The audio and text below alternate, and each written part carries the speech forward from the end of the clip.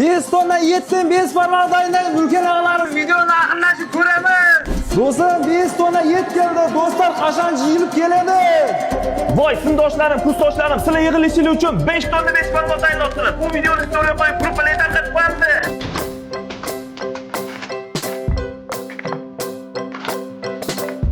Qarindoshlarim, jigarlarim, sizlar bilan yig'ilamiz deb 5 barmoq tayinlaymiz. Qachon yig'ilamiz?